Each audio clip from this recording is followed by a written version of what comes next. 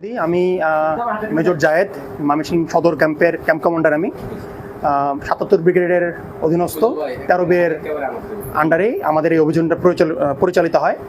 আমরা গোয়েন্দা তথ্যের ভিত্তিতে জানতে পারি বিদ্যামী স্কুলের অপোজিটে ক্যাপিটাল কলেজে মনোহর হোসেন খান মিনান নামে একজন ভদ্রলোক আছেন এই কলেজে, যিনি হচ্ছেন আওয়ামী লীগের সাথে সক্রিয় সদস্য ছিলেন এবং আগে অতীতে উনি স্বেচ্ছাসেবক লীগের সদস্য ছিলেন। এবং আসার পর আমরা ওনার সাথে কথা বলি, ওনার কথাবার্তা এবং নর্মাল সব কিছু নর্মাল মনে হয় আমাদের কাছে।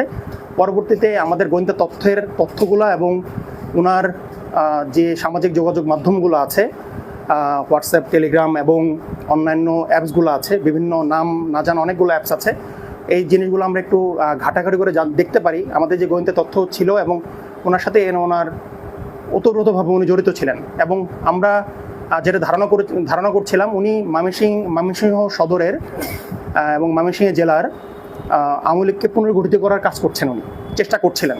সেই প্রেক্ষিতে ওনাকে কাজ দায়িত্ব দেওয়া হয়েছিল।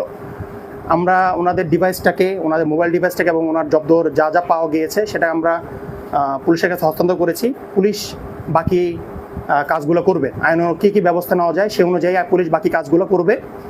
এবং আমরা আপনাদেরকে একটু বলে দিতে চাই, আমরা বাংলাদেশ সেনাবাহিনী, আমরা দেশের সার্বভৌমত্ব নষ্ট হয় এবং আমাদের দেশের মানুষের শান্তি শৃঙ্খলা নষ্ট হয় এমন কোনো কাজের সাথে আমরা কখনোই আমাদের সক্রিয় অবস্থান রাখবো।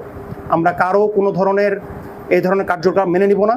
আমরা দেশের মানুষের সাথে আছি, সবসময় থাকবো এবং চেষ্টা করে যাব যতভাবে সম্ভব এই ধরনের উচ্ছৃঙ্খল কাজ এবং খারাপ কাজগুলো যাতে না হয় অত্র এলাকায় আমরা চেষ্টা করে যাব, গুলাও যাতে না হয় আমরা চেষ্টা করে যাব। ধন্যবাদ। চালিয়ে যাচ্ছিলেন এবং বেশ কিছু গ্রুপের সাথে উনি সক্রিয়ভাবে অবস্থান করছেন এবং অনেক কিছু প্ল্যান করছেন। আমরা উনি একটা কলেজের অধ্যক্ষ হিসেবে আছেন, ওনাকে দেখে কেউ বুঝবেন না, বাট আমরা যখন ওনার সোশ্যাল মিডিয়াগুলো ঘাঁটতে গেলাম তখন আমরা বুঝতে পারলাম যে উনি কতভাবে ইনভলভ এর সাথে।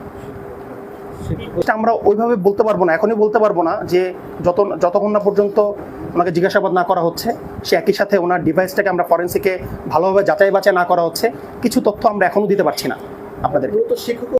হতে পারে হেফাজতে দিয়ে দেবো, পুলিশ আইনানুগ ব্যবস্থা গ্রহণ করবে, পুলিশে হবে।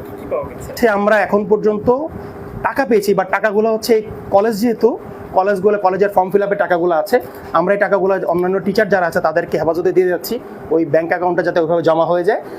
সে একই সাথে ওনার মোবাইলটা হচ্ছে সবচেয়ে ইম্পর্টেন্ট এখানে, তার ডিভাইসগুলো আমরা তার সিসিটিভি ক্যামেরাও রেকর্ডগুলো আমরা নিব, আমরা পুলিশকে হেফাজত দিব, যাতে হচ্ছে এখানে কারা এসেছিলেন, আরও কোনো মিটিং হয়েছিল কিনা সে যাতে পুলিশ বাকি ব্যবস্থা গ্রহণ করবে।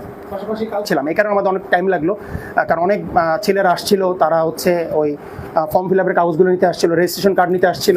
আমরা যাতে এই ছেলেরা যাতে কোনোভাবেই এই ওনাদের কলেজের একটা টিচারের জন্য যাতে ওনারা এফেক্টেড না হয়, এই ব্যাপারে আমরা খুব টেক কেয়ার করেছি এবং করছি। এখন পর্যন্ত আমরা বাকি টিচারদের জিনিসগুলো বুঝিয়ে দিয়ে গিয়েছি। অবশ্যই চলবে, কারণ হচ্ছে এটার ওই যেহেতু এই ডিভাইসগুলো আমি আবার বললাম ফরেন্সিকে দেওয়া হচ্ছে, ফরেন্সিকের কাজই তো হচ্ছে এটা, এর একদম রুট পর্যন্ত যাওয়া, এর সাথে যারা সম্পৃক্ততা আছে, কোনো ধরনের অরাজকতা পরিস্থিতি তৈরি করছে কিনা, কারো প্ল্যান ছিল কিনা, এবং সে যাতে না হতে পারে, আমরা যেটাকে প্রোয়েক্টিভ বলি, কোনো ধরনের কোনো ঘটনা ঘটার আগে থেকে যাতে আমরা বন্ধ করতে পারি। যেমন এটা বাংলাদেশ সেনাবাহিনী এই কাজটা করলো, গোয়েন্দা তথ্যের ভিত্তিতে কোনো ধরনের বড় ঘটনা ধরার আগেই আমরা এটাকে বন্ধ করতে পারলাম, সেই জিনিসটাই আর কি।